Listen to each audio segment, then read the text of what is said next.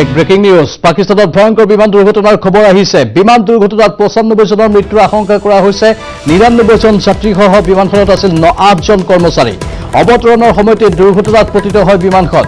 কৰাচী বিমানবন্দৰত এই ভয়ংকৰ দুৰ্ঘটনা লাহোৰৰ পৰা আহিছিল বিমানখন এয়াৰবাছ A320 বিমানখন পতনৰ পিছতে বা ভূপতিত হোৱাৰ পিছতে আতংকৰ সৃষ্টি হৈছে সমগ্ৰ অঞ্চলত জিন্না ইণ্টাৰনেশ্যনেল বিমানবন্দৰত 3 বাৰকৈ অৱতৰণৰ চেষ্টা চলোৱাৰ পিছতেই কাষৰীয়া জনবসতি অঞ্চলত ভূপতিত হয় পাকিস্তান ইণ্টাৰনেশ্যনেল এয়াৰলাইন্সৰ এই বিমানখন প্ৰচণ্ড শব্দৰে বিস্ফোৰিত হৈ অগ্নিপিণ্ডত পৰিণত হ'ল বিমানখন অঞ্চলটোৰ 25 জন বাসিন্দা গুৰুতৰভাৱে আহত হোৱাৰ তথ্য আহিছে বিমানখন ভূপতিত হোৱাৰ কিছু সময় পূৰ্বে বিমানবন্দৰৰ সৈতে বিচ্ছিন্ন হৈছিল যোগাযোগ উদ্ধাৰ অভিযানৰ বাবে ঘটনাস্থলীত উপস্থিত পাক সেনা আৰু আন উদ্ধাৰকাৰী দল কিছুদিন পূৰ্বে পাকিস্তানত মুকলি কৰা হৈছিল বিমান সেৱা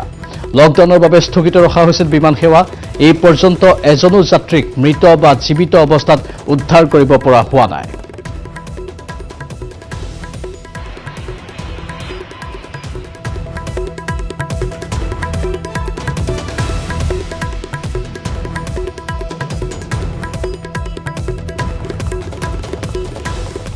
কেন্দ্ৰীয় চৰকাৰৰ ষড়যন্ত্ৰত এতিয়া ধ্বংসৰ দিশে আগবাঢ়িছে জৈৱ বৈচিত্ৰ্যৰে সমৃদ্ধিশালী দিহিং পাটকাই হস্তি সংৰক্ষিত বনাঞ্চল কেন্দ্ৰীয় চৰকাৰে কোল ইণ্ডিয়াক মুক্ত কয়লা খননৰ অনুমতি প্ৰদানৰ পিছতে ৰাজ্যজুৰি সৃষ্টি হৈছে প্ৰতিবাদ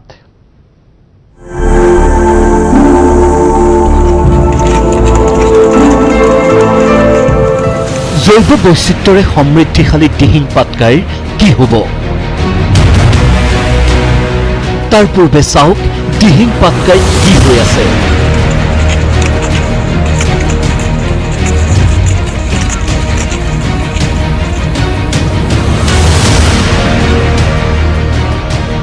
পূৰ্বৰ আমাজন খ্যাত অসমৰ একমাত্ৰ বৰ্ষাৰণ্যখনত একাংশ কোলা বেপাৰী এক্সকেভেটৰৰ দ্বাৰা দিনে নিশাই চলাইছে কয়লা খনন তাৰ ফলত প্ৰাকৃতিক ভাৰসাম্য বিনষ্ট হোৱাৰ লগতে বনাঞ্চলখনৰ দুষ্প্ৰাপ্য বন্যপ্ৰাণীৰ জীৱনলৈ নামি আহিছে ভয়ংকৰ দুৰ্যোগ কয়লা মাফিয়াৰ এই কাৰ্য বন্ধ কৰিব লাগিছিল চৰকাৰে কিন্তু দিহিঙৰ বক্ষ বিদাৰি ৰাজভঁৰাল টনকিয়াল কৰিবলৈহে ওলাইছে কেন্দ্ৰীয় চৰকাৰ নেশ্যনেল বোৰ্ড ফৰ ৱাইল্ড লাইফৰ অধ্যক্ষ দেশৰ প্ৰধানমন্ত্ৰী লকডাউনৰ মাজতে এই নেশ্যনেল বোৰ্ড ফৰ ৱাইল্ড লাইফে দিহিং পাটকাই হস্তি সংৰক্ষিত বনাঞ্চলৰ অংশ প্ৰস্তাৱিত চালেকি সংৰক্ষিত বনাঞ্চলত কয়লাৰ মুক্ত খননৰ অনুমতি প্ৰদান কৰিছে কোল ইণ্ডিয়া যাৰ ফলত সৃষ্টি হৈছে ৰাজ্যজুৰি তীব্ৰ প্ৰতিক্ৰিয়াৰ যি সময়ত ৰাজ্যত হস্তি মানুহৰ সংঘাতে অতি ভয়ানক ৰূপ ধাৰণ কৰিছে তেনে সময়তে দিহিং পাটকাই হস্তি সংৰক্ষিত বনাঞ্চলত কয়লা খননৰ অনুমতি কিয় ইয়াত more than 600 এলিফেণ্টছ ইয়াত আছে আৰু যোনটো জেগাত চালেকি নামৰ যোনটো এলিফেণ্ট ৰিজাৰ্ভ ফৰেষ্টত যোনটো অৰ্ডাৰ পাছ কৰিছে সেই অৰ্ডাৰ পাছ কৰাৰ লগে লগে তাত এটা বহুত ডাঙৰ ইম্পেক্ট আমাৰ ইয়াত পৰিব যিহেতু আমি ইয়াত কাম কৰি আছোঁ বহুত দিনৰ পৰা আমি ইয়াতে কাম কৰিছোঁ আমি এভৰি ডে আমি এটা কল পাওঁ কিহৰ হিউমেন ৱাইল্ড লাইফ কনফ্লিক্টৰ এভৰি ডে আমি এটা কল পাওঁ চ' আৰু সেই যোনটো human wildlife conflict day by day increase হৈছে বিকজ কিয় হেবিটেট ফ্ৰেগমেণ্টেশ্যন হৈছে ইয়াত বহুত বেছিকৈ হেবিটেট ফ্ৰেগমেণ্টেশ্যন হৈছে চব জেগাতে rampant amount of deforestation হৈছে ইফালে দেশী বিদেশী পৰ্যটকে ভিৰ কৰা আপাৰ দিহিং পাটকাই অভয়াৰণ্যখনত বিভিন্ন সময়ত দুষ্কৃতিকাৰীয়ে দিগবৈ বন সংমণ্ডলৰ অন্তৰ্গত নাংফাই জাগুন লেখাপানী মাৰ্ঘেৰিটা দিগবৈ আদিত মূল্যৱান গছ গছনি কাটি তহিলং কৰিছে এইসমূহ দুষ্কৃতিকাৰীক নাকি লগাব নোৱাৰা চৰকাৰৰ কয়লা খননৰ অনুমতিক লৈ জাঙুৰ খাই উঠিছে প্ৰকৃতিপ্ৰেমী ৰাইজ আমি যেতিয়াৰ পৰা লাগি আছোঁ গ্ৰীণ বাছ ছ'চাইটিয়ে আমি পেপাৰে পত্ৰই এইখিনি বন্ধ কৰিব লাগে বুলি আমি গভৰ্ণমেণ্টক অনুৰোধ জনাইছোঁ 2014ত আমি নৰেন্দ্ৰ মোদীলৈকে এখন লেটাৰ লিখিছোঁ সেইখন লেটাৰ আজিলৈকে মই একো ৰিপ্লাই পোৱা নাই আমি এতিয়া এটাই অনুৰোধ কৰিছোঁ যে দিহিং পাটকাই ৰিজনত য'ত কয়লা খনন হৈ আছে অতি সোনকালে বন্ধ কৰক সততে দিহিং পাটকাইৰ কোলাহীৰাৰ চিণ্ডিকেট চলোৱা বুলি অভিযোগ উঠা কংগ্ৰেছ সাংসদ প্ৰদ্যুৎ বৰদলৈৰ মতে খুব দুৰ্ভাগ্য যে এই দিহিং পাটকাই ৱাইল্ড লাইফ চেংচুৰীৰ বহুতে কৈছে যে তাৰ ভিতৰত বোলে একো হোৱা নাই কিন্তু একেবাৰে এইটো বুকাত মিছা কথা দিহিং পাটকাই অভয়াৰণ্যৰ দক্ষিণ পূবৰ সীমাত ডিৰক ৰিজাৰ্ভ ফৰেষ্টৰ ভিতৰত দিৰক, লিখাজান, নামটক এইবিলাক অঞ্চলতো আজি মাৰ্ঘেৰিটা মহকুমাৰ, তিনিচুকীয়া জিলাৰ মাৰ্ঘেৰিটা মহকুমাৰ বিভিন্ন বৰ্ষাৰণ্য, বিভিন্ন ৰিজাৰ্ভ ফৰেষ্ট যিবিলাকত অবৈধ খনন কাৰ্য চলি আছে, কয়লা খনন কাৰ্য, আনকি দিহিং পাটকা অভয়াৰণ্যৰ মাজতো গৈ পেলাই, বিশেষকৈ দিৰক অঞ্চলত গৈ পেলাই এই খনন কাৰ্য কৰিছিলে। এই খনন কাৰ্য মেকানাইজ ইকুইপমেণ্টছ লৈ পেলাই এক্সকেভেটৰ্ছ, ফকলেণ্ড, JCB এইবিলাক ব্যৱহাৰ কৰিছিলে। ইতিমধ্যে ৰাজ্য চৰকাৰৰ সিদ্ধান্তৰ বিৰুদ্ধে সামাজিক মাধ্যমত প্ৰবল গণপ্ৰতিবাদ গঢ়ি উঠাত পৰিস্থিতি পৰিদৰ্শনৰ বাবে বন মন্ত্ৰীক নিৰ্দেশ মুখ্যমন্ত্ৰীৰ। অহাকালৈ বনমন্ত্ৰী যাব, গতিকে আমি বনমন্ত্ৰীক কৈছোঁ যে বৰ্তমান পৰিস্থিতিটো তেখেতে বুজ লৈ আহিব লাগে। এই ক্ষেত্ৰত কি হ'ব ৰাজ্য চৰকাৰৰ ভূমিকা, কি হ'ব দিহিং পাটকাইক ৰক্ষা কৰিবলৈ আৰম্ভ হোৱা আন্দোলনৰ ভৱিষ্যত, সেয়াই ৰাজ্যখনৰ বাবে অতিকৈ গুৰুত্বপূৰ্ণ। কালি আমাৰ মাননীয় মুখ্যমন্ত্ৰী মহোদয়ে আমাক নিৰ্দেশ দিলে যে পাৰ্চনেলি ভিজিট কৰি গোটেইখিনি তথ্য যাতে আমি অনুধাৱন কৰি তেওঁৰ লগতে পৰামৰ্শ কৰিব পাৰোঁ। মই আজি যাব বিচাৰিছিলোঁ। ডিগবৈৰ পৰা ৰীনা কাকতি গগৈৰ সহযোগত bureau report, news 18 Assam north east.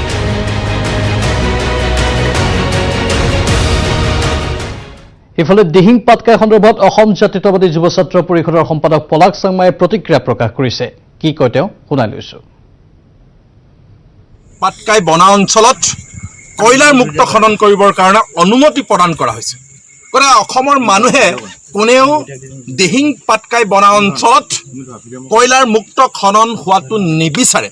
আৰু সেইবাবে আমি অসমৰ মানুহৰ যি দাবী, সেই দাবীক স্বস্বাক্ষৰে চাবৰ কাৰণে আমি অসম জাতীয়তাবাদী যুৱ ছাত্ৰ পৰিষদৰ এটা সজাতি দল আহি এই স্থানত উপনীত হৈছোঁ, এই স্থানত আহিছোঁ আমি। গতিকে এই যিটো বনা অঞ্চল, এই যিখন পাহাৰ, এই পাহাৰত এই বনা অঞ্চলত প্ৰচুৰ পৰিমাণে সম্ভাৱনা অন্তৰ্নিহিত হৈ আছে। ইয়াত বিৰল জীৱকুল ইয়াত আছে, ইয়াত বিৰল প্ৰজাতিৰ তৃণ তৰু ইয়াত অন্তৰ্নিহিত হৈ আছে, এই পাহাৰত পোৱা যায়। গতিকে এই বনা অঞ্চলেই হওক, এই অভয়াৰণ্যই হওক, কেতিয়াও ধ্বংস হোৱাটো আমি অসমৰ মানুহে নিবিচাৰোঁ। দিল্লীয়ে কেৱল মাত্ৰ সম্পদ লুণ্ঠনৰ স্বাৰ্থত অসম তথা উত্তৰ পূৰ্বাঞ্চলৰ আন আন যিবিলাক সম্পদ, সেই সম্পদ ব্যৱহাৰ কৰি আহিছে, আৰু তাৰ ব্যক্তিক্ৰম এই যিখন পাহাৰ, এই যিখন অভয়াৰণ্য,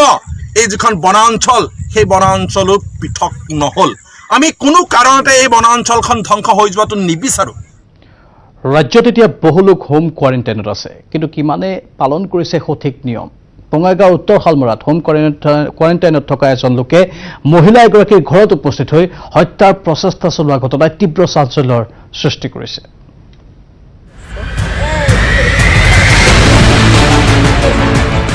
হোম কোৱাৰেণ্টাইনত থকা লোকৰ অতপালে মহিলাক চোকা অস্ত্ৰৰে আক্ৰমণৰ চেষ্টা, কথম্পি ৰক্ষা মহিলাগৰাকীৰ। বঙাইগাঁৱৰ উত্তৰ শালমৰা উপ আৰক্ষী চকীৰ অন্তৰ্গত সূত্ৰধৰপাৰাত হোম কোৱাৰেণ্টাইনত থকা এজন লোকে এগৰাকী মহিলাক আক্ৰমণ কৰি হত্যাৰ চেষ্টা চলোৱা ঘটনাই তীব্ৰ চাঞ্চল্যৰ সৃষ্টি কৰিছে। গাঁওখনৰ ৰুবুল সূত্ৰধৰ নামৰ লোক এজনে হোম কোৱাৰেণ্টাইন হৈ থকা অৱস্থাত ওলাই আহি লাঠিৰে বেয়াকৈ মাৰধৰ কৰিলে এগৰাকী মহিলা। মহিলাগৰাকীৰ ঘৰত উপস্থিত হৈ লোকজনে চোকা দাৰেও আক্ৰমণ কৰিবলৈ উদ্যত হয়। অৱশ্যে সৌভাগ্যক্ৰমে দুই জীয়েকৰ তৎপৰতাত মহিলাগৰাকী কথম্পি ৰক্ষা পৰে। ডাইৰেক্ট মোক একদম হেন্দাবাৰী দিয়ে ঠিক মতে য'তে পাওঁতে মাৰছে। মই আৰু তেল দি আছোঁ, এনেকৈ কৰে মই তেল দি আছোঁ, হোটেল সানিছোঁ, আকে চব মই আৰু কলম বোলো ঐ সানিছোঁ মোক কিয় মাৰিছ ভাই, তই কিয় মাৰিছ বুলিয়ে কৈছোঁ। নাই তাই তো মোক সিকো কথা নুশুনে, কি মোৰ কথা খালি মোক কোবাই আৰু কোবাই কোবাই আৰু কোবাই। ভালদৰে চাওক, মাটিত বহি থকাজন হোম কোৱাৰেণ্টাইনত থকা লোকজন। কৰোনাৰ বাবে কণ্টেইনমেণ্ট জোনত পৰিণত গুৱাহাটীৰ কটাহবাৰীৰ পৰা পলায়ন কৰি কিছুদিন পূৰ্বে ঘৰ পাইছিল ৰুবুল সূত্ৰধৰে। তাৰ পিছতেই ৰাইজৰ অভিযোগৰ ভিত্তিত স্বাস্থ্য বিভাগে কৰিছিল হোম কোৱাৰেণ্টাইনৰ ব্যৱস্থা। কিন্তু হোম কোৱাৰেণ্টাইন উলংঘা কৰি মহিলাগৰাকীৰ ঘৰত উপস্থিত হৈ লোকজনে মাৰপিট সংঘটিত কৰে। ৰুবুল সূত্ৰধৰক সংগ দিছিল থানেশ্বৰ সূত্ৰধৰ নামৰ আন এজন লোকে। ঘটনাৰ সময়ত দুয়ো সুৰাসক্ত অৱস্থাত আছিল। ঘটনা সন্দৰ্ভত ভুক্তভোগী পৰিয়ালৰ উত্তৰ শালমৰা আৰক্ষী চকীত এজাহাৰ দাখিল। পুলিচক জনাইছে জনাইছোঁ কোন থানাত চালমাৰা থানাত জনাইছোঁ মই বৰ্তমানলৈকে কিবা হেৰি লৈছে নেকি পোৱা নাই কিছু খবৰ কৰোনা আতংকৰ মাজতেই হোম কোৱাৰেণ্টাইনত থকা লোকজন ওলাই আহি এনেদৰে মহিলাক আক্ৰমণ কৰা ঘটনাই স্বাভাৱিকতেই শংকিত কৰি তুলিছে অঞ্চলবাসী বঙাইগাঁৱৰ পৰা Upananda Sharma news 18 Assam north east Eid সমাগত সেয়ে এতিয়া বজাৰলৈ ওলাই আহিছে ইছলাম ধৰ্মী লোকসকল কাল কৰোনাৰ মাজতো কোনো সামাজিক ব্যৱধান নাৰাখি কলগাছিয়াৰ বজাৰত ভিৰ কৰিছে একাংশ লোকে আনকি কণ কণ শিশুক লৈও বজাৰলৈ আহিল পিতৃ মাতৃ যাৰ বাবে কলগাছিয়াৰ দোকানসমূহ চিল কৰাৰ দাবী তুলিলে বিভিন্ন দল সংগঠনে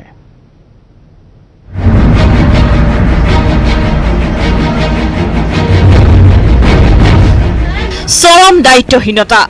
আক্ৰান্ত বাঢ়িছে ব্যৱধান কমিছে কলকাছিয়া বজাৰত উলংঘা লকডাউন কাপোৰ জোতা চেণ্ডেল আৰু ষ্টেচনাৰী দোকানত নাই কোনো সামাজিক ব্যৱধান ঈদৰ বজাৰ উপলক্ষে কলগাছিয়াৰ লগতে আন আন বজাৰসমূহতো ব্যাপক ভিৰ কাপোৰ জোতা চেণ্ডেল আৰু ষ্টেচনাৰী দোকান চিল কৰিবলৈ কলগাছিয়াৰ চক্ৰ বিষয়াক স্মাৰক পত্ৰ দাখিল দোকানসমূহ বন্ধ কৰাৰ কাৰণে আমি দাবী জনাইছোঁ আমাৰ দাবী বৰপেটা জিলা প্ৰশাসনলৈ অসম চৰকাৰলৈ আৰু আমাৰ কলগাছিয়া চক্ৰ বিষয়াৰ জৰিয়তে এই দাবী উত্থাপন কৰিছোঁ আমি আশাবাদী অতি সোনকালে কলগাছিয়া ৰাইজৰ যি দাবী এই দাবীৰ প্ৰতি সঁহাৰি জনাই দোকানসমূহ বন্ধ কৰি দিব বুলি আমি আশাবাদী সমগ্ৰ দেশৰ লগতে অসমতো দিনক দিনে বৃদ্ধি পাইছে কৰোনা আক্ৰান্তৰ সংখ্যা কিন্তু কাণসাৰ নাই ৰাইজৰ লকডাউন কিছু পৰিমাণে শিথিল কৰিলেও কলগাছিয়া বজাৰত প্ৰায় সকলো দোকানেই খোলা পৰিলক্ষিত হৈছে বিশেষকৈ কলগাছিয়া বজাৰত থকা কাপোৰৰ দোকান জোতা চেণ্ডেলৰ দোকান আৰু ষ্টেচনাৰী দোকান এই দোকানসমূহৰ লগতে পথৰ ওপৰতো নাই কোনো সামাজিক ব্যৱধান এই দোকানসমূহত বৃহত্তৰ কলগাছিয়া অঞ্চলৰ তিৰোতা মানুহৰ লগতে একাংশ পুৰুষে নিজৰ কণ কণ ল'ৰা ছোৱালীক লৈ ঈদ উপলক্ষে বজাৰ কৰা পৰিলক্ষিত হৈছে কিন্তু কোনেও পালন কৰা নাই সামাজিক দূৰত্ব বিশেষকৈ মানুহবোৰৰ ইমান ভিৰ হৈছে আৰু বিশেষকৈ আমি লক্ষ্য কৰিছোঁ যে মহিলাসকলে তেওঁলোকৰ সৰু সৰু ল'ৰা ছোৱালীক লৈ পেলাই ঈদৰ আগখনত আহি পেলাই কাপোৰ কানি কিনাত ব্যস্ত হৈ গৈছে আৰু ইয়াত লকডাউনৰ কোনো প্ৰভাৱ আমি আচলতে পৰিলক্ষিত হোৱা যেন দেখা নাই আৰু ইয়ে আমাৰ মনত এটা শংকাৰ সৃষ্টি কৰিছে যিহেতু গোটেই পৃথিৱীত আজি কৰোনা মহামাৰীয়ে যি ৰূপ ধাৰণ কৰিছে য'ত লাখ লাখ মানুহ মৃত্যুৰ মুখলৈ গৈছে আমাৰ ভাৰতবৰ্ষতো আজি 1 লাখতকৈ বেছি মানুহ আক্ৰান্ত হৈছে গতিকে তেনেকুৱা পৰিস্থিতিত চৰকাৰে দিয়া নীতি নিৰ্দেশনা যদি আমি পালন নকৰোঁ তেতিয়াহ'লে ই আমাৰ কাৰণে অতি ভয়ানক হৈ উঠিব ঈদ উপলক্ষে আমাৰ অঞ্চলৰ যি বজাৰৰ যি ভিৰৰ অৱস্থা সেয়া চাই যেন আমি আতংকিত হৈ পৰিছোঁ আমি ভয় অনুভৱ কৰিছোঁ ৰাজ্যখনত যিদৰে কোভিড-19ৰ ভয়াৱহতা দিনে দিনে বাঢ়ি আহিছে ফলত শংকিত হৈ পৰিছে কলগাছিয়াবাসী আজি কলগাছিয়াৰ সচেতন ৰাইজ কলগাছিয়া আঞ্চলিক কাৰবাৰী সন্থা কলগাছিয়া গাঁও পঞ্চায়ত কেইবাটাও NGO ক্লাব কলগাছিয়া মহকুমা সাংবাদিক সন্থা একেলগ হৈ কাপোৰ জোতা চেণ্ডেল আৰু ষ্টেচনাৰী দোকান চিল কৰিবলৈ কলগাছিয়াৰ চক্ৰ বিষয়াক স্মাৰক পত্ৰ দাখিল কৰে এই ক্ষেত্ৰত কলগাছিয়াৰ স্থানীয় প্ৰশাসন তথা বৰপেটা জিলা প্ৰশাসনে কি ব্যৱস্থা গ্ৰহণ কৰে সেয়া হ'ব লক্ষণীয় বৰপেটাৰ পৰা ধনজিতা চৰিপো নিউজ 18 অসম নৰ্থ ইষ্ট 222 জনলৈ বৃদ্ধি পাইছে অসমত কৰোনাত আক্ৰান্তৰ সংখ্যা শোণিতপুৰত নতুনকৈ 6 জন আক্ৰান্তক চিনাক্ত কৰা হৈছে এই কথা জনাইছে মন্ত্ৰী হিমন্ত বিশ্ব শৰ্মাই আজিৰ দিনটোত এই পৰ্যন্ত 12 জন আক্ৰান্তক চিনাক্ত কৰা হৈছে ঘনে ঘনে আহিছে উদ্বেগজনক খবৰ এজনৰ পাছত আন এজনকৈ বৃদ্ধি পাই আছে কৰোনাত আক্ৰান্তৰ সংখ্যা এই সংখ্যা এতিয়া 222 জন হৈছে শোণিতপুৰত নতুনকৈ 6 জন আক্ৰান্তক চিনাক্ত কৰা হৈছে আজিৰ দিনটোতে এই পৰ্যন্ত 12 জন আক্ৰান্তক চিনাক্ত কৰা হৈছে আমাৰ সতীৰ্থ সাংবাদিক বিপুল বৰ্মন লাইভত আছে অধিক তথ্যৰ বাবে বিপুল আপোনাৰ কাষলৈ গৈছে বহুকেইটা নতুন খবৰ আহি আছে এক উদ্বিগ্নতাৰে ভৰা খবৰ এইবোৰ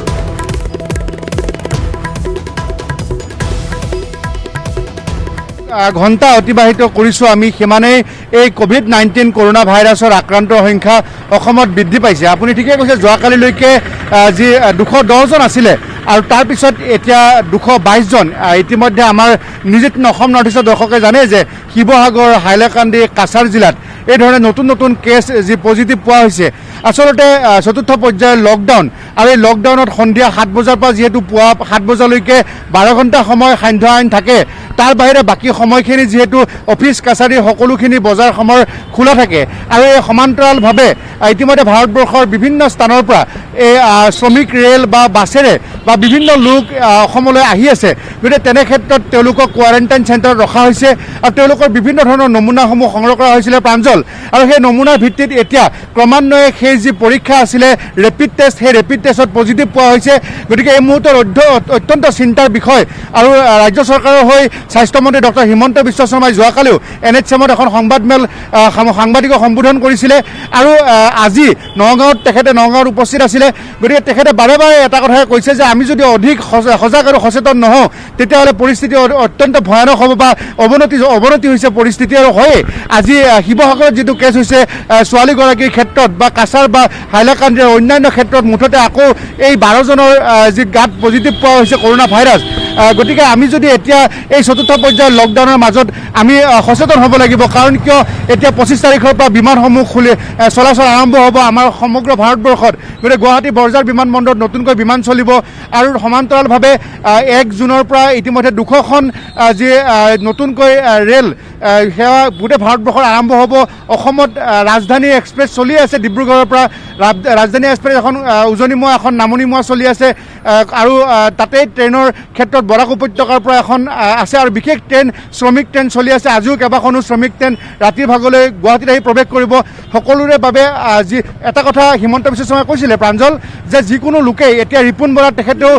ৰেডিশ্যন ব্লুত কোৱাৰেণ্টাইনত আছে গতিকে যিকোনো লোক লাগিলে সি মন্ত্ৰী বিধায়ক সাংসদ যিয়ে নহওক কিয় সকলোৱে যদি অসমৰ বাহিৰৰ পৰা আহে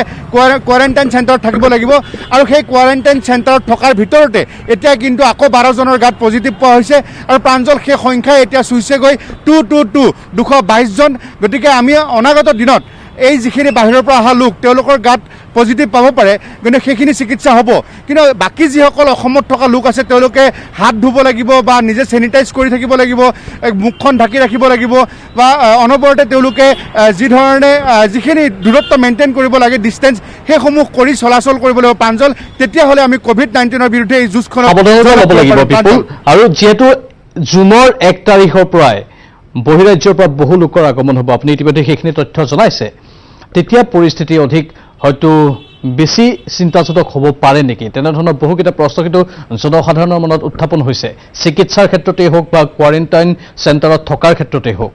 হেঁচা এটা পৰিব নেকি হয় সাংঘাতিক হেঁচা পৰিব ইতিমধ্যে আমাৰ কেমেৰা পাৰ্চন হিতেশ ডেকা তেখেতে যোৱাকালি হিমন্ত বিশ্ব শৰ্মাৰ সংবাদমেলত উপস্থিত আছিল যিহেতু আমাক সাংবাদিকসকলক ভিতৰত প্ৰৱেশ কৰিব দিয়া নাছিলে জুম কেমেৰাৰে অফিচৰ পৰা জ্যেষ্ঠ সাংবাদিকক লাইভত আছিলে আৰু সেই সংবাদমেলখনত হিমন্ত বিশ্ব শৰ্মাই যথেষ্টখিনি কথা কৈছিলে যে বাহিৰৰ পৰা লোকসকল পাৰিলে নাহিলে ভাল বুলি কৈছে অকণমান দেৰিকৈ আহক আপোনালোকে আৰু সেইসকল লোকক পইচা দিম বুলি কৈছে যে আপোনালোকে চলিবৰ কাৰণে প্ৰথম কিস্তিত 2000 টকা দিছিলে আৰু দ্বিতীয় কিস্তিৰ ধন আজিৰ পৰা পুনৰ 2000 টকা আৰম্ভ কৰিব দিবলৈ আৰু যিসকল লোকে প্ৰাঞ্জল এটা কথা আমাৰ দৰ্শক মই জনাওঁ যে যিসকল লোকে অসমৰ বাহিৰত তেওঁলোকে বিভিন্ন চিকিৎসা গ্ৰহণৰ বাবে গৈছিলে সেই লোকসকলক 25,000 টকা প্ৰথম কিস্তিত দিছিলে দ্বিতীয় কিস্তিটো 25,000 টকা আদায় কৰি দিব মুঠৰ ওপৰত কৈছে যে এই যিটো 1 তাৰিখৰ পৰা ট্ৰেইন চলিব সেই যিখিনি মানুহ আহিবলগীয়া আছে সেইখিনি মানুহটো আহিবই গতিকে তেওঁলোকৰ সংস্পৰ্শলৈ নাহিবৰ বাবে ইতিমধ্যে চৰকাৰে সকলোকে কোৱাৰেণ্টাইন কৰাৰ ব্যৱস্থা কৰিছে তাৰ বাবে অসমৰ বিভিন্ন শিক্ষা অনুষ্ঠান চিকিৎসালয় বা ক্লাব কলেজ ষ্টেডিয়াম এইসমূহ কোৱাৰেণ্টাইন চেণ্টাৰ হিচাপে লৈছে গতিকে আমি পুনৰবাৰ নিউজ 18 অসম নৰ্থ ইষ্টৰ সাংবাদিক হিচাপে প্ৰাঞ্জল আমাৰ এই পোনপটীয়া সম্প্ৰচাৰ আমি সকলোকে অনুৰোধ জনাইছোঁ যে যিসকল বাহিৰৰ পৰা লোক আহে তেওঁলোকক যি 14 দিন কোৱাৰেণ্টাইন চেণ্টাৰত ভালদৰে থাকিব দিয়ক তাৰ পৰা ঘৰত উভতি অহাৰ পিছতো কেইদিনমান পাৰিলে সংস্পৰ্শলৈ নহয় ভাল তেতিয়াহ'লে আমি এই COVID-19 কৰোণা ভাইৰাছৰ বিৰুদ্ধে যুঁজখনত জয়লাভ কৰিব পাৰিম প্ৰাঞ্জল ধন্যবাদ জনাইছোঁ বিপুল এইখিনি তথ্যৰ বাবে আৰু অত্যন্ত গুৰুত্বপূৰ্ণ কথা সেইটো কালি স্বাস্থ্যমন্ত্ৰীগৰাকীও সংবাদমেলত এই একেখিনি কথাকেই দোহাৰিছিল আৰু সকলো সাৱধান হ'ব লাগিব আৰু বাহিৰৰ পৰা অহা যিসকল লোক তেওঁলোকেও সাৱধানতা অৱলম্বন কৰিব লাগিব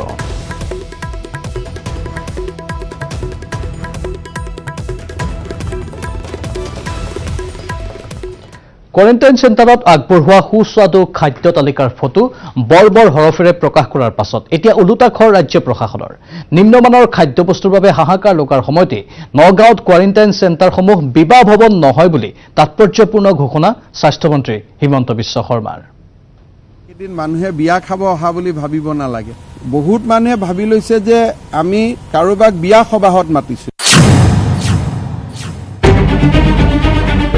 ৰাজ্যৰ ঠায়ে ঠায়ে কোৱাৰেণ্টাইন চেণ্টাৰত চৰম হাৰাশাস্তিৰ সন্মুখীন হাজাৰ হাজাৰ লোক। উপযুক্ত খাদ্য পোৱা নাই বুলি উত্থাপিত হৈছে অভিযোগ। এই ক্ষোভ অসন্তুষ্টিৰ মাজতে মন্ত্ৰী হিমন্ত বিশ্ব শৰ্মাৰ এক প্ৰকাৰ সকিয়নি, বিবাহ ভৱন নহয় কোৱাৰেণ্টাইন চেণ্টাৰ। একেদিন মানুহে বিয়া খাব অহা বুলি ভাবিব নালাগে। বহুত মানুহে ভাবি লৈছে যে আমি কাৰোবাক বিয়া সবাহত মাতিছোঁ, সেইটো নহয়। ইয়াত সেলফ হেল্প, কাৰণ আজিৰ দিনটো এনেকুৱা মাস্ক আৰু ছ'চিয়েল ডিষ্টেন্সত আমি আছোঁ। আজিৰ দিনটোত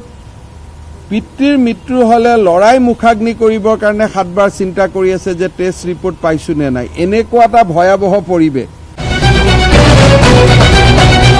মন্ত্ৰী হিমন্ত বিশ্ব শৰ্মাই হুংকাৰ দিছে ঠিকেই, কিন্তু বিবাহ ভৱনৰ বিলাসিতাটো দূৰৰে কথা, সাধাৰণ স্বাস্থ্যসন্মত খাদ্যৰ পৰাও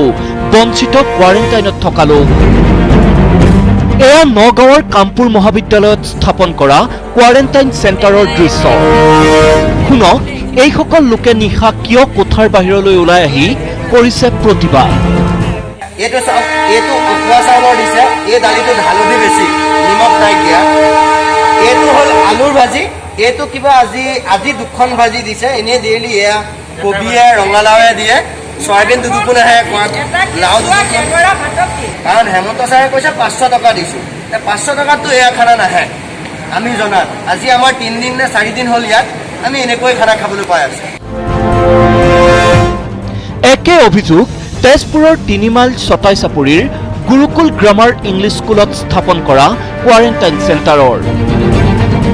ইয়াতো একেই অভিযোগ, এটুপি বিশুদ্ধ খোৱা পানীৰ অভাৱ কোৱাৰেণ্টাইন চেণ্টাৰত। নাই পৰ্যাপ্ত খাদ্য। খাবৰ কাৰণে আমাৰ কোনো পানীৰ সুবিধা নাই। যিখন সময়ত আমাক খাবৰ কাৰণে দিয়ে ব্ৰেকফাষ্ট বা লাঞ্চ, সেই সময়ত মাত্ৰ এইটো বটলৰ 250 মিলি পানী আমাক দিয়ে। এই পানীয়ে আমি বাকীখন সময়লৈকে হেৰি কৰিবলগীয়া হয়, কাৰণ আমি বাহিৰত যাব নোৱাৰোঁ। আপুনি কিমান দিন ধৰি আছে ইয়াত? মই আজি 2 দিন ধৰি আছোঁ ইয়াত। সমস্যা একে সকলোৰে। বাথৰুম পৰিষ্কাৰ নাই, আৰু পজিটিভ কেছ ওলাইছে। পজিটিভ কেছৰ চেনিটাইজ কৰা নাইকিয়া, চেনিটাইজ কৰি দিছে পুৱা, কিন্তু আমি য'ত মাৰিব কৈছোঁ তেওঁলোকে তাত মানে আমাৰ ডিউটি নহয় বুলি কৈ গুচি গৈছে। থাকিবলৈ কোঠা নথকাৰ ফলত নিশা 12 বজাৰ পৰা গুৰুকুল বিদ্যালয়ৰ চৌহদত বননিত বৰষুণতে তিতিবুৰি যুৱতী মহিলাসহ সকলোৱে কটাবলগীয়া হৈছে সময়। কলকাতাৰ পৰা আহিছোঁ, আজি 3 দিন হৈ গ'ল এনেকৈ আছোঁ, তাতে এনেকৈ থৈ দিছে আমাক। ইমান মানুহ আহিছে, বাহিৰৰ জেগাৰ পৰা মানুহ থাকিবলৈ। এতিয়া আমি যোৱাকালি ৰাতি ইয়াত আহিলোঁ, যোৱাকালি ৰাতি আহি পেলাই গোটেই বাহিৰতে আছোঁ। এতিয়া ৰাতিপুৱা শুনিছোঁ ইয়াতে বহুতখিনি কেছ ওলাইছে, আমি ইয়াতে কেনেকৈ থাকিম বাৰু। অসুবিধা হৈ গৈছে, সেইটো কাৰণে আমি ইমান দূৰত থাকিব লগত পৰিছে, ডিষ্টেঞ্চ মেইনটেইন কৰি পেলাই। কিন্তু ইমানৰ পাছতো স্বাস্থ্যগৰাকীৰ মন্তব্যই স্বাভাৱিকতে উদ্বেগ ঘটাইছে প্ৰশ্নৰ।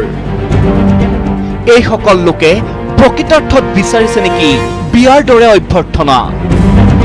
কোৱাৰেণ্টাইন হোৱা মানে পেট ভৰাই ভোকৰ এসাঁজ ভাত, পিয়াহৰ এটুপি পানী খোৱাৰ অধিকাৰ নাইকিয়া হ'ল নেকি এওঁলোকৰ?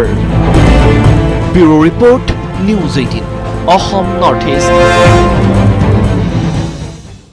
নিউজ 18ৰ বাতৰিৰ প্ৰভাৱ। দুৰাৰোগ্য কৰ্কট ৰোগত আক্ৰান্ত এটি 5 বছৰীয়া সন্তানক লৈ এতিয়া হাহাকাৰ কৰা ডিব্ৰুগড়ৰ মিলন নগৰৰ এটা দুৰ্ভগীয়া পৰিয়ালৰ বাতৰি সম্প্ৰচাৰ কৰিছিল নিউজ 18। কৰোনাৰ বাবে বি বৰুৱা কেঞ্চাৰ ইনষ্টিটিউটলৈ কেমোথেৰাপিৰ বাবে আহি কোৱাৰেণ্টাইন হ'বলগীয়া হৈছে পৰিয়ালটো। আনহাতে অৰ্থৰ অভাৱতো শিশুটিক দিব পৰা নাই উপযুক্ত চিকিৎসা। আজি পৰিয়ালটোৰ ঘৰত উপস্থিত হৈ মন্ত্ৰী সঞ্জয় কিষাণে প্ৰদান কৰে সাহায্য। অধিক জনাব আমাৰ সতীৰ্থ সাংবাদিক টমাছ বুঢ়াগোহাঁয়ে। টমাছ, পোনপটীয়া সম্প্ৰচাৰত গৈছোঁ, বৰ্তমান পৰিয়ালটোৰ অৱস্থা কেনেকুৱা? সামগ্ৰিকভাৱে আপুনি দৃশ্য দেখুৱাওক আৰু তেওঁলোকৰ সৈতে কথা পাতক। হয় প্ৰাঞ্জল, মই প্ৰথমে কৈ ল'ব বিচাৰিছোঁ যে যিহেতু আমি পোহৰলৈ আনিছিলোঁ এই দুৰ্ভগীয়া পৰিয়ালটোৰ কাহিনী, আৰু যিহেতু 5 বছৰীয়া তেওঁলোকৰ একমাত্ৰ পুত্ৰ আৰু 3 বছৰ বয়সৰ পৰাই অতি দুৰাৰোগ্য কৰ্কট ৰোগত আক্ৰান্ত হৈ আছে কণমানিটো, আৰু কণমানিটোক চিকিৎসা কৰি সৰ্বশান্ত হৈ পৰিছে পৰিয়ালটো। আৰু এই পৰিয়ালটোৰ কাষত আমি যেতিয়া বাতৰি সম্প্ৰচাৰ কৰিছিলোঁ, আহি এতিয়া অসম চৰকাৰৰ মাননীয় মন্ত্ৰী সঞ্জয় কিষাণ ডাঙৰীয়া উপস্থিত হৈছেহি আৰু সকলো সমস্যাৰ বিষয়ে বুজ লৈছে, আৰু তেখেতে আশ্বাস দিছে যে পৰিয়ালটোক সহায় কৰিব। মন্ত্ৰীগৰাকী আছে, আমি প্ৰথমে কথা মন্ত্ৰীগৰাকীক সুধিবলৈ বিচাৰিম। যিহেতু কালি আমি সম্প্ৰচাৰ কৰিছিলোঁ, বহুজনে সঁহাৰিও জনাইছে। ইতিমধ্যে আপুনি আহি পৰিয়ালটোক দুখ দুৰ্দশাৰ কথা বুজ লৈছে কেনেধৰণে সহায় কৰিব আপোনালোকে প্ৰথমে মই আপোনালোকৰ চেনেলৰ সমূহ কাৰ্যকৰ্তাক অন্তৰৰ সৈতে ধন্যবাদ দিছোঁ যে এনে পৰিয়ালৰ যি দুখ দৰ্শাৰ কথা আপোনালোকে প্ৰকাশ ঘটাই আমাক জানিবৰ কাৰণে সুবিধা কৰি দিলে যাৰ কাৰণে মই আজি ডিব্ৰুগড়লৈ আহিছিলোঁ খন্তেক আগতে মই মুখ্যমন্ত্ৰী আৰু আমাৰ স্থানীয় বিধায়কৰ লগত বিষয়টো আলোচনা কৰিছোঁ আৰু ইতিমধ্যে আমাৰ স্থানীয় বিধায়ক ডাঙৰীয়াই এখেতসকলৰ যিটো কেমৰ কাৰণে যিটো খৰচ পাতি আছে তেখেতে অহাকালি এখেতসকলক লগ ধৰিব আৰু কেমৰ কাৰণে যিটো ব্যৱস্থা কৰিব লাগে তেওঁ সম্পূৰ্ণভাৱে কৰিব আৰু অন্যান্য যিখিনি কৰিবলগীয়া আছে আমি নিশ্চয়তে এই পৰিয়ালটোৰ লগত আছোঁ এই দুখৰ লগত আমি সমভাগী হ'বৰ কাৰণে মই আজি আহিছোঁ আৰু আশা কৰিছোঁ ভগৱানৰ ওচৰত প্ৰাৰ্থনাও কৰিছোঁ যে এখেতসকলৰ এই সন্তান খুব সোনকালে আৰোগ্য হৈ উঠক মই সকলোকে আহ্বান জনাইছোঁ এই সন্তানটোৰ কাৰণে সকলোৱে প্ৰাৰ্থনা কৰক ভগৱানৰ ওচৰত যাতে এই পৰিয়ালটোৰ যি আশা এই পৰিয়ালটোৰ যি ভৰসা এই সন্তানটো গতিকে এই সন্তানটো যাতে খুব সোনকালে আৰোগ্য হৈ উঠে মই তাৰ কাৰণে আপোনালোকৰ চেনেল জৰিয়তে সকলোকে আহ্বান জনাইছোঁ আৰু আশা কৰিছোঁ যে এই সন্তানটোৱে খুব সোনকালে আৰোগ্য হৈ পেলাই এদিন এখেতসকলৰ মাজত যি এক গম্ভীৰ চিন্তাত তেওঁলোকে ভুগিবলগীয়া আছে সেয়া নাইকিয়া হ'ব হয় আপুনি দেখিছে পিতৃয়ে দিন হাজিৰা কৰে আৰু বহুদিন ধৰি তেওঁ নিজৰ কৰ্মত যাব পৰা নাই আৰু এখন সৰু পাণ তামোলৰ দোকান যিখনো বহু সময় দিন ধৰি বন্ধ হৈ আছিল কাৰণ তেওঁলোকে যেতিয়াই বিবৰুৱালৈ যাবলগীয়া হয় তাৰপিছত দুবাৰকৈ তেওঁলোক কোৱাৰেণ্টাইনত থাকিবলগীয়া হৈছে গতিকে উপাৰ্জনৰ কোনো বাট নাই এই ক্ষেত্ৰত কিবা আৰ্থিক সাহায্যৰ কথা ঘোষণা কৰিব নেকি নিশ্চয়তে ইতিমধ্যে আমাৰ চৰকাৰ তৰফৰ পৰাও বা আমাৰ লেবাৰ ডিপাৰ্টমেণ্ট তৰফৰ পৰাও এনেধৰণৰ যিবিলাক সৰু সুৰা দোকান আছে